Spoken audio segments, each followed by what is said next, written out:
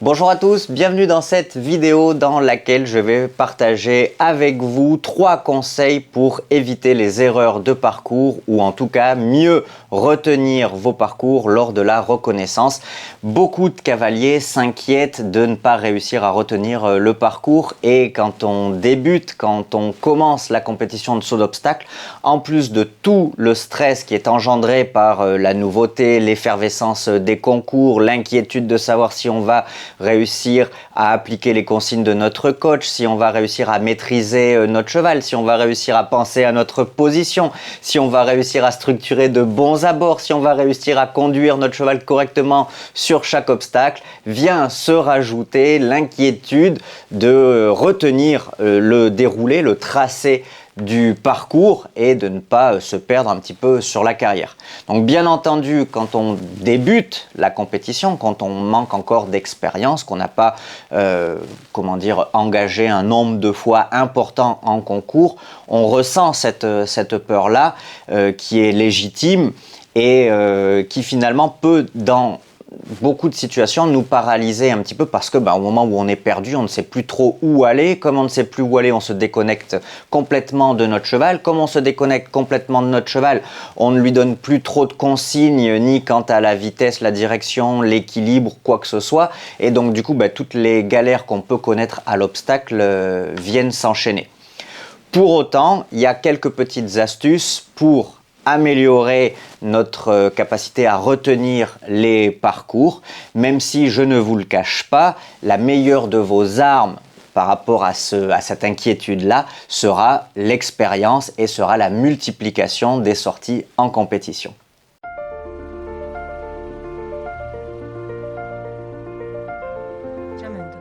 Donc ça, c'est une évidence. Plus vous sortirez en concours, plus vous aurez de facilité à reconnaître le parcours et à l'apprendre finalement et à ne plus vous tromper. Même si, bien évidemment, à la différence du dressage qui, en règle générale, part sur une année avec une reprise type par niveau d'épreuve et ne change pas au courant de l'année. Nous, en concours de saut d'obstacle, tous les week-ends, les concours, les chefs de piste des concours remettent un petit peu, relancent les dés et transforment complètement les parcours d'un concours à l'autre quand ça n'est pas déjà d'une épreuve à l'autre. Pour certains cavaliers qui vont pouvoir engager 2 épreuves dans la même journée, vous pourriez être amené à refaire 2 fois le même parcours, mais de plus en plus, on voit des chefs de piste qui changent les obstacles de place, qui changent l'ordre des obstacles d'une épreuve à l'autre pour faire vivre un peu plus la compétition.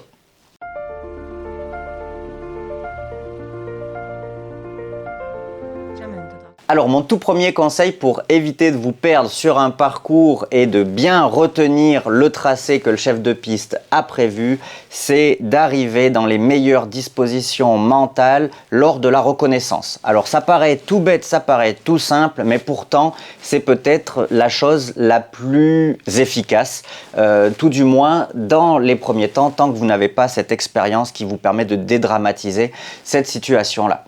Alors les meilleures conditions mentales, qu'est-ce que j'entends par là? Premièrement, arriver à l'heure, ça c'est quand même évident, mais dans le stress du concours, dans le temps de trajet, le transport et ainsi de suite, du coup il y a beaucoup de choses qui peuvent faire qu'un cavalier arrive un petit peu en retard, donc il se dépêche, il vient à la va-vite, il regarde et puis il fait ça un peu en courant. Non, on ne peut pas.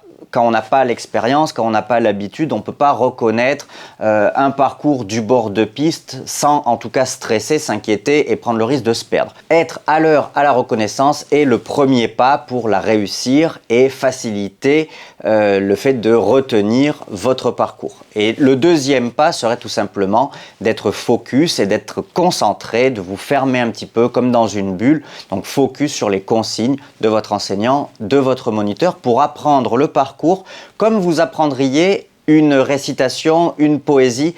Lorsque on était enfant, on devait apprendre les poésies et les réciter devant toute la classe. Et c'est un petit peu comme ça qu'on va essayer de construire notre reconnaissance sur 4 aspects différents qui, cumulés, vont faire qu'on va avoir beaucoup plus de facilité à retenir notre parcours. Le premier aspect, c'est tout simplement où est l'emplacement géographique sur la carrière de chacune des étapes de notre parcours. Où est l'entrée de piste, où est le jury, où est la ligne de départ, le numéro 1, le numéro 2, et ainsi de suite. Et qu'on ait une vision un peu globale de où se trouve chacune de ces étapes-là.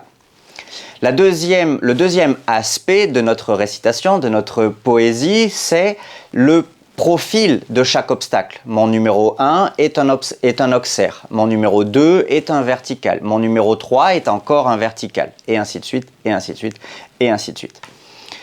Le troisième aspect de notre récitation va être les changements de direction. Après le numéro 1 qui est un auxerre, je dois tourner à droite pour aborder mon numéro 2 qui est un vertical. Puis en ligne droite, j'aborderai mon numéro 3 qui est encore un vertical, et ainsi de suite, et ainsi de suite, et ainsi de suite. Et enfin, le dernier aspect, si vous arrivez à retenir ces 4 aspects-là, normalement il y a quand même assez peu de chances que vous vous perdiez sur votre parcours, serait de retenir les couleurs de chacune de vos obstacles. Mon numéro 1 est un auxerre bleu, puis je dois tourner à droite pour aborder mon numéro 2 qui est un vertical jaune, puis en ligne droite encore un vertical, cette fois-ci de couleur rouge et noire, et ainsi de suite, et ainsi de suite, et ainsi de suite.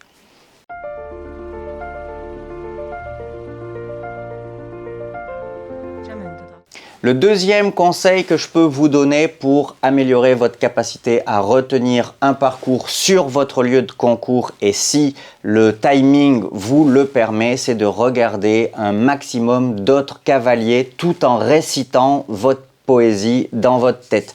Et donc du coup, vous allez multiplier les situations où votre cerveau se programme à dérouler le même tracé, le même chemin que les autres cavaliers. Vous allez me dire, c'est quand même quelque chose un petit peu terre à terre, mais dans la plupart des situations, les choses les plus simples sont les plus efficaces en équitation. Donc n'hésitez pas à regarder un maximum de cavaliers passer avant vous sur le parcours, sur le même parcours que vous, bien évidemment.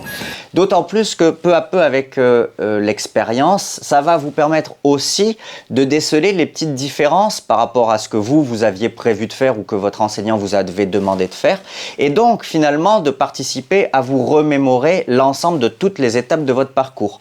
Vous aviez décidé de faire votre départ au galop autour du décor en fleurs, et le cavalier qui vient de passer ne l'a pas fait là. Ça va vous rappeler que votre moniteur vous l'a dit de le faire ici. Le cavalier a tourné devant cet auxerre jaune pour aborder le numéro 5. Vous deviez passer derrière. Encore une fois, ça va participer à vous remettre en tête votre tracé à vous, votre poésie à vous. Et en plus de ça, encore une fois, avec l'expérience grandissante que je vous souhaite en compétition, vous allez pouvoir petit à petit déterminer aussi des petites erreurs de cavalier.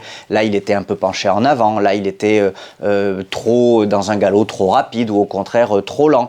Dans cette ligne-là, son cheval a zigzagué un petit peu, donc il faut que moi je m'applique à l'avoir bien droit, bien devant moi, et ainsi de suite, et ainsi de suite, et ainsi de suite. Des petites choses qui finalement, peu à peu, vous vous rendrez compte qu'ils vont chasser toutes les informations inutiles dont je vous parlais au début de cette vidéo que votre cerveau emmagasine, pour par contre venir traiter des informations utiles. Et ça, c'est important. À savoir que la musique, c'est le dernier Beyoncé, on s'en fiche un petit peu. Par contre, vous avez vu que 2, 3, 4, 10 fois, il y a les chevaux qui ont fait un petit écart en passant à côté de la pancarte du sponsor dans ce coin-là de la carrière. Ça va vous permettre, vous, avec l'expérience, de pouvoir anticiper un petit peu, ou en tout cas, poser la question à votre moniteur, en disant, ben voilà, j'ai remarqué que tous les chevaux font comme ci, comme ça.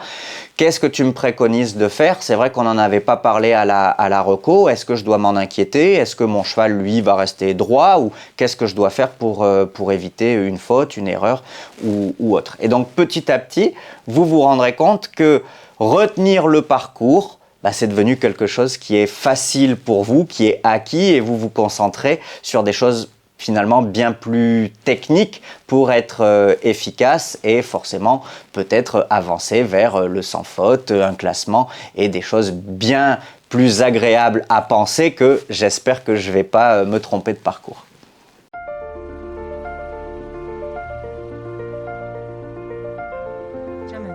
Voilà, et pour terminer cette vidéo sur comment mieux retenir les parcours en compétition, je vous invite à tester un outil que préconisent beaucoup de coachs en préparation mentale qui est l'imagerie mentale. Alors l'imagerie mentale, qu'est-ce que c'est?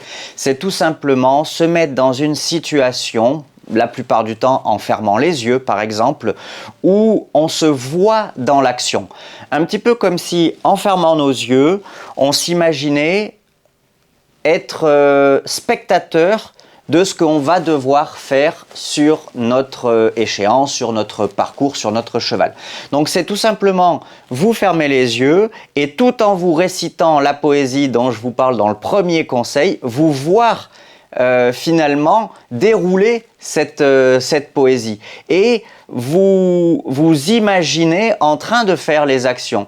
Donc vous abordez, donc vous fermez les yeux et vous abordez votre obstacle Auxerre numéro 1 bleu à main droite après avoir pris le galop autour du pot de fleurs comme vous l'avez dit votre moniteur. Puis vous tournez et vous imaginez aborder votre verticale numéro 2 et ainsi de suite. Et plus vous allez réussir à aller loin dans les détails et dans votre vision de votre position, de l'attitude de votre cheval, dans presque ressentir le contact des rênes dans vos mains, votre capacité à serrer le bas de jambe pour le faire repartir parce que à ce moment-là, votre coach vous a dit peut-être qu'il va se retenir un petit peu. Donc vous vous imaginez le plus possible dans l'action, moins vous aurez de difficultés sur votre parcours parce que vous avez programmé votre cerveau à ce qui va se passer. Et apparemment, il est prouvé qu'un cerveau, un cavalier ou un sportif en réalité, qui a répété en imagerie mentale quelque chose qui va ou qui peut se produire en piste, en situation de compétition par exemple, est beaucoup plus rapide dans l'exécution parce que le cerveau est déjà prêt à intervenir. Donc ça, c'est quelque chose que moi, je débute un petit peu avec Claire, ma coach en prépa mentale. Et c'est vrai que ça commence à porter ses fruits. J'ai le sentiment finalement parfois d'avoir déjà vécu la situation, peut-être parce que je me la suis imaginée mentalement et que j'ai récité ma poésie. Voilà, j'espère que cette vidéo vous a plu et qu'elle va vous aider à mieux retenir vos parcours et surtout vous donner envie de nous rejoindre dans la team TDSE. Dans tous les cas de figure, restez focus sur les consignes de votre enseignant, restez convaincu que vous avez des qualités techniques équestres pour réussir le concours, le parcours et restez au maximum connecté à votre cheval.